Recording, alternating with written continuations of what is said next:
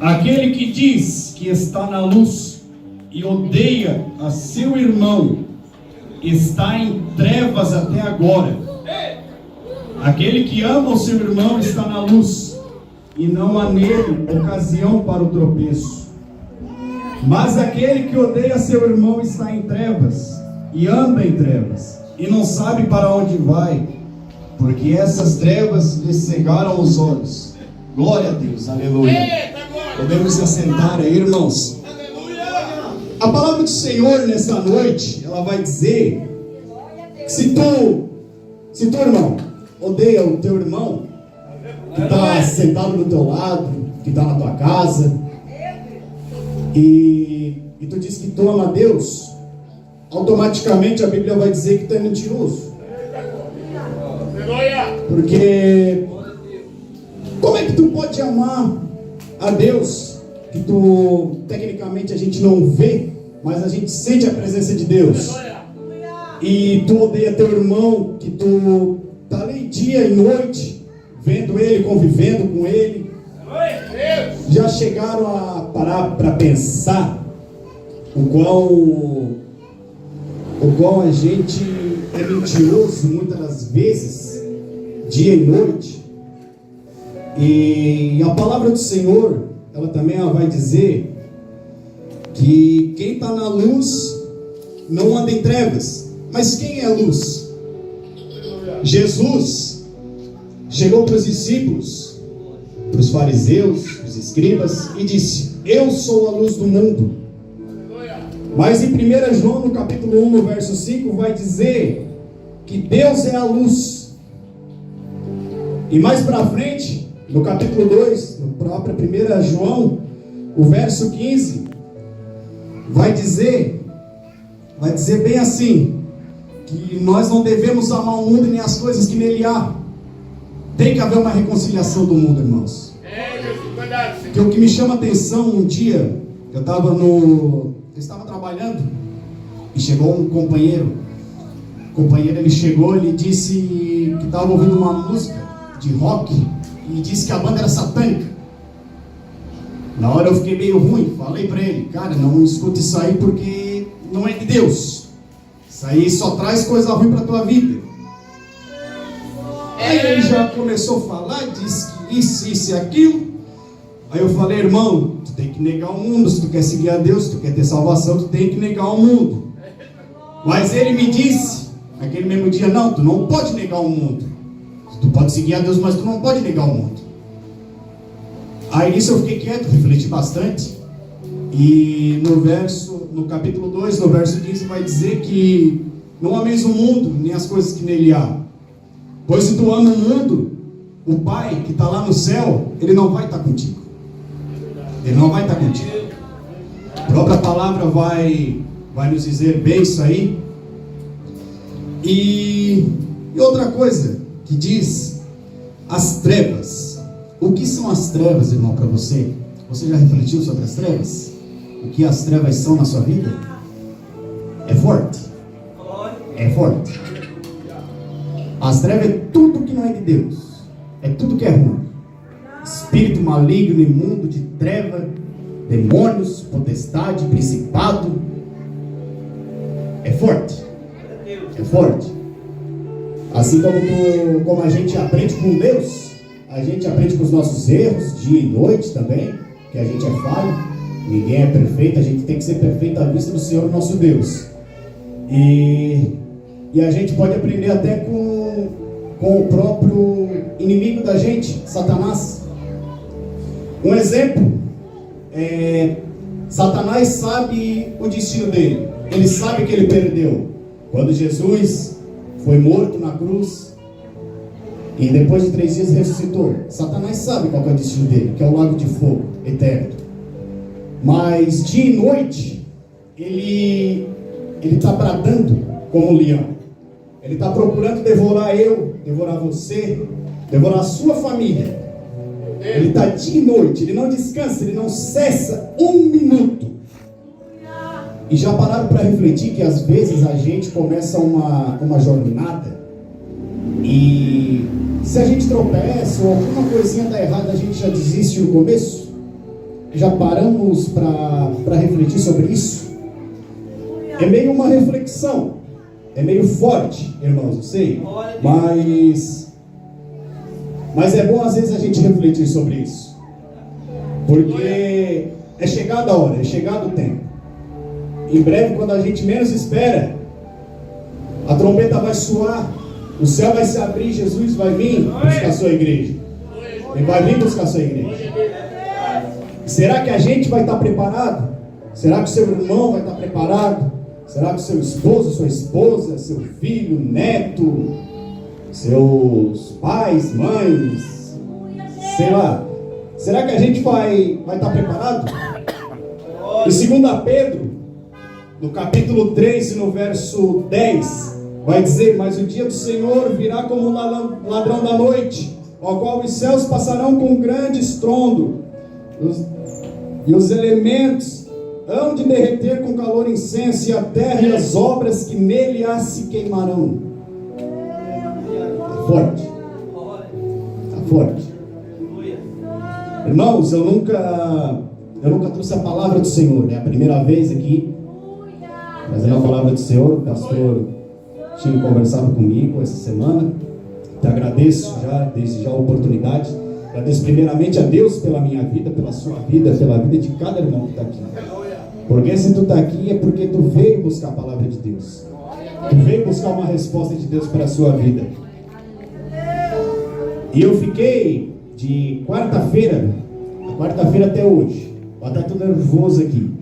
Não consigo ficar parado mesmo. E eu fiquei pensando: Deus, o que eu levo para a tua igreja? Porque se tu abre a Bíblia, de Gênesis a Apocalipse, palavra é o que mais tem. Palavra na Bíblia é o que mais tem. A palavra que mais se repete na Bíblia, irmãos, é: não temas. A palavra que mais se repete na Bíblia é: não temas. Ela se repete 365 vezes. Se você parar para refletir, um ano tem 365 dias. Ou seja, Deus diz: não temas para ti todos os dias do ano. Oh, glória a Deus, aleluia. Está forte, está forte. E eu pedindo para o Senhor: Senhor, o que tu quer que eu leve? Quer que eu leve o que, Pai? Quer que eu fale de amor, arrependimento, de dons, de tua busca, da tua palavra, do quê? Aí eu refletindo, olhando, hoje, mais precisamente, ali pelas 4 horas, eu fui e abri o Evangelho de 1 João, no capítulo 2 ali, para trazer essa palavra. Deus colocou no meu coração. Se você está um pouco afastado, ou se você não sabe como buscar Deus, a Bíblia é um exemplo. Aleluia. Mais precisamente, 2 Coríntios, no capítulo 12 e no verso 31. O capítulo 12 inteiro vai falar sobre os dons, mas o verso 31 fala especificamente assim: procurai fervorosamente os melhores dons, e eu vos mostrarei um caminho ainda melhor. Mas só que essa palavra, procurai fervorosamente os melhores dons, não serve só para os dons, irmãos. Assim como às vezes tu procura um dom, ou procura alguma coisa do mundo, ou procura algo semelhante, a gente tem que procurar fervorosamente a presença de Deus na nossa vida. Ah, irmão, mas como é que a gente faz? Orando, jejuando, vigiando dia e noite. Se a gente vigiar 100%, a gente consegue orar, a gente consegue jejuar, e o mal não consegue prevalecer na minha e na sua vida, irmão. Glória a Deus, aleluia. Forte. Muitas das vezes, chegou até um certo tempo, muitas vezes quando eu ia nas igrejas, o pastor orava por mim e falava: tu tem um dom, irmão, tu tem um dom grande em ti, Deus tem um dom para ti. Só que eu ficava assim: mas que dom é esse? Ninguém fala o dom, fala que eu tenho dom. Que dom é esse?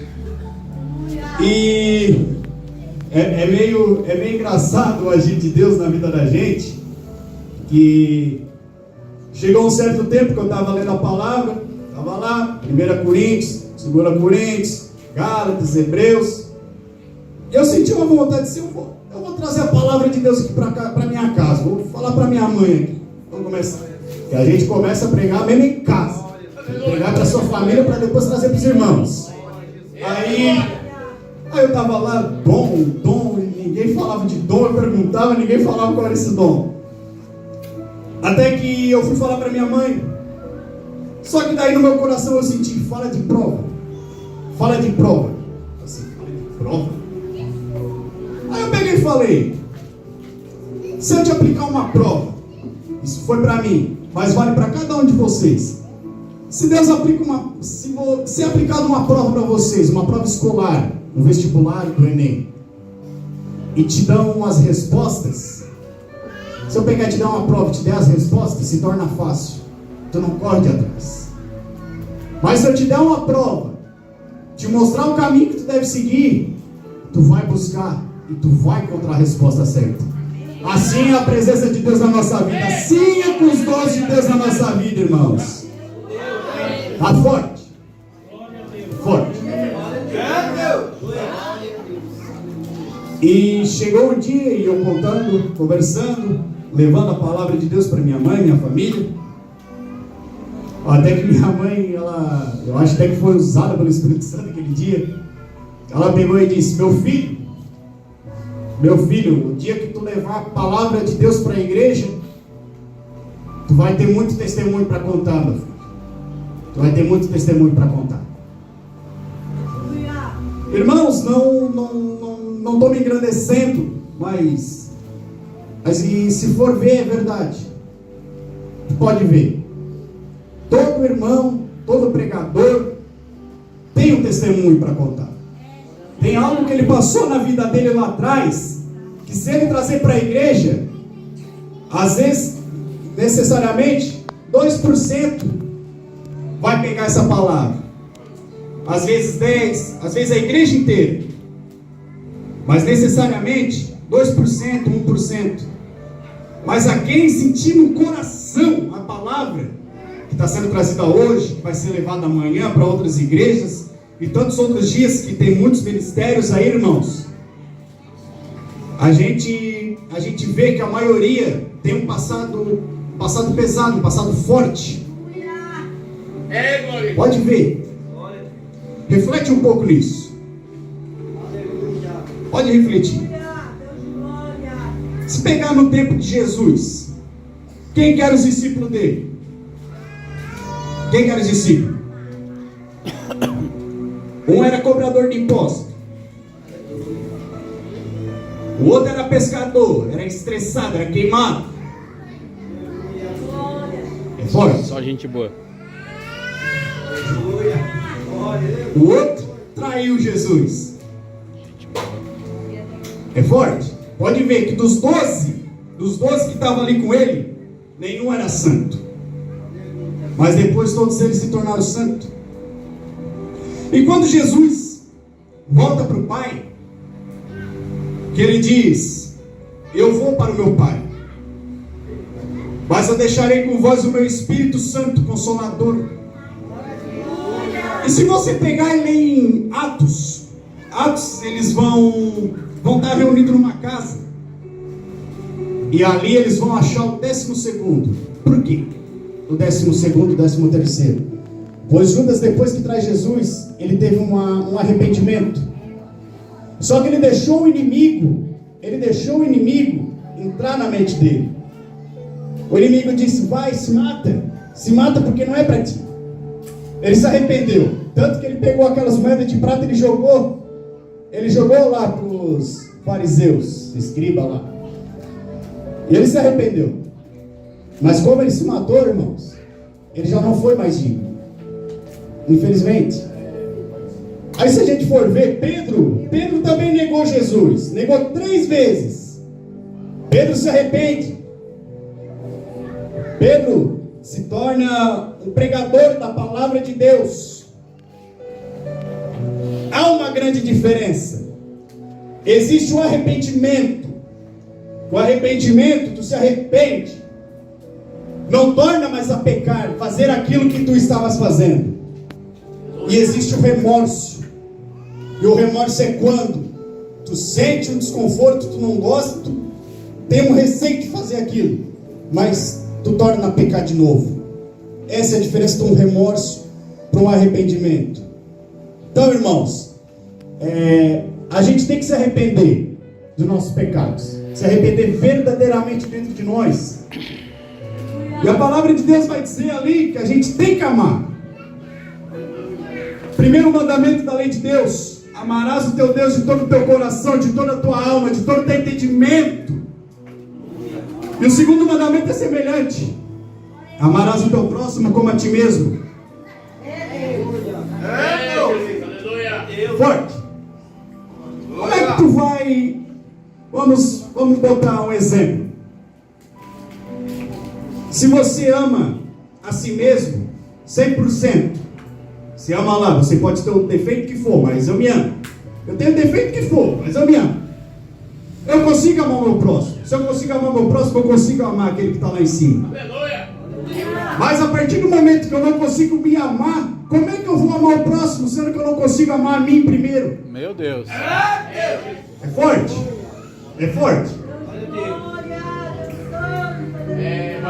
E aquele que anda nas trevas, irmãos, aquele que anda nas trevas tem que buscar a luz. Se tu está nas trevas, irmão, se tu está nas trevas, no fundo do poço, procura uma solução.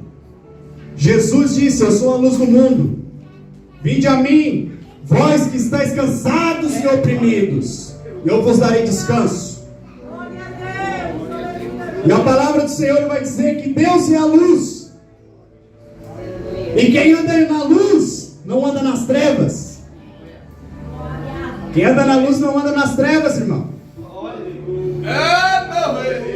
Quando a palavra do Senhor vai dizer que a gente tem que rejeitar o mundo, rejeitar a carne, tem uma passagem, eu não me lembro o livro, não me lembro o capítulo e o versículo, mas vai dizer: pode alguém amar a dois senhores ou servir? Porque um vai ter ciúme do outro. Não tem como você servir a dois senhores. Tu não pode servir no mundo, não pode servir a Deus. Porque como é que tu vai servir a Deus e vai servir o mundo, irmão? É forte. É forte. Portanto, a gente tem que vigiar. Orai sem cessar. A oração é sem cessar. Melhor oração é de joelhos. Tem vários tipos de oração: em pé, deitado. Mas a que é mais humilhante para Deus é a de joelhos, pois é onde você se prostra, se humilha diante da presença de Deus. Quando tu estiver em casa sozinho, entra no teu leito, tranca o teu quarto e clama: Senhor, entra na minha casa, porque eu preciso de Ti. Eu preciso de Ti, meu Pai. O que seria da gente, irmãos, se Deus não enviasse Jesus para nos salvar, para morrer pelos nossos pecados? O que seria da gente? Já paramos para refletir sobre isso? É forte. É forte. Porque no Antigo Testamento, o Antigo Testamento vai dizer que não tinha um arrependimento. De ano em ano, ia um sacerdote, acho que era, ia lá e acendia incenso para orar pelos pecados, para orar pelo povo. Só que daí Deus é tão misericordioso com a gente. Ele amou tanto o mundo que Ele deu seu Filho unigênito para nos salvar, para nós ter salvação, para nós morar com Ele no paraíso, que nos foi preparado desde o princípio, desde o início da fundação do mundo. Glória a Deus. Aleluia. Se você pegar e ler os 4 evangelhos, Mateus, Marcos, João e Lucas, cada um vai trazer algo diferente da parte do Senhor. Mas em específico, Lucas, ele vai dizer que quando Jesus ia chegar perto de alguém que estava possesso de demônios, ou o povo mesmo trazia, a palavra de Deus vai dizer que os próprios demônios, eles prostravam e adoravam Jesus, e diziam: que temos eu, que temos nós contigo, Jesus, Filho do Deus Altíssimo. É uma reflexão, irmãos, porque se até os demônios se prostram e adoram Jesus, por que muitos da gente, às vezes a gente não está adorando, não está prostrando? É forte.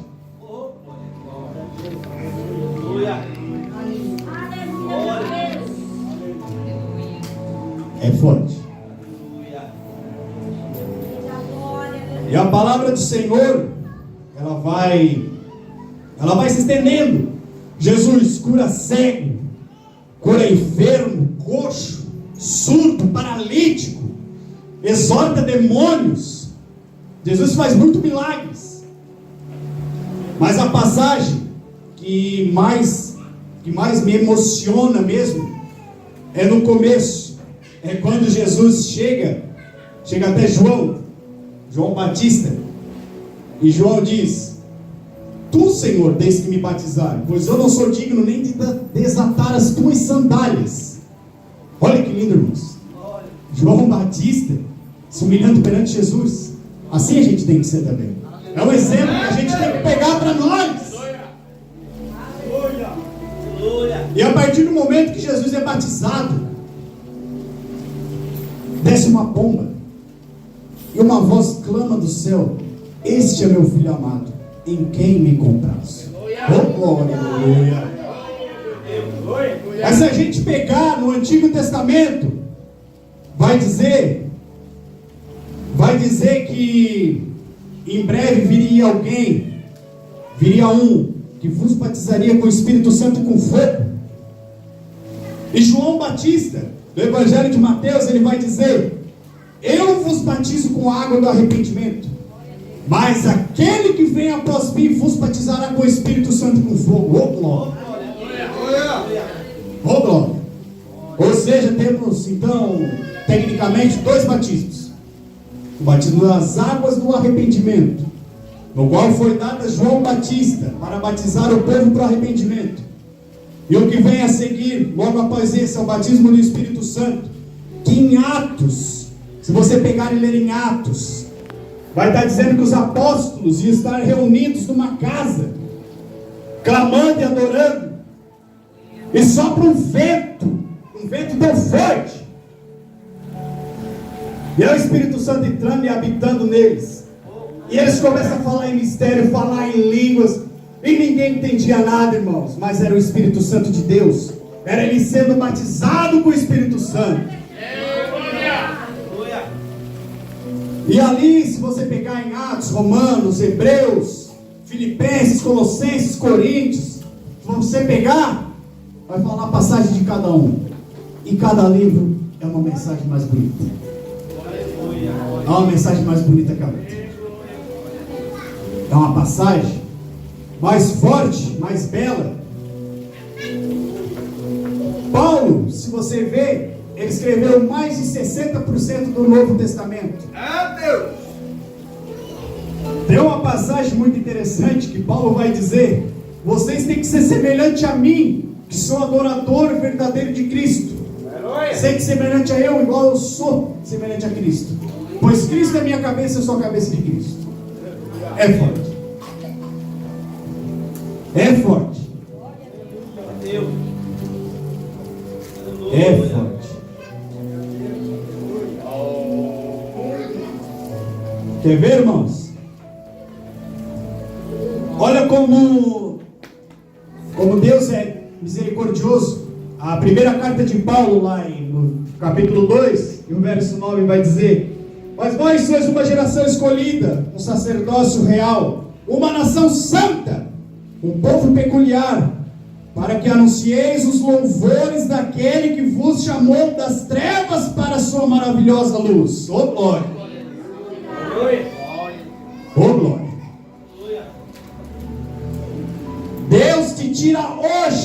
das trevas, te tira hoje do fundo do poço. Deus está te dando vitória, está te dando uma chance.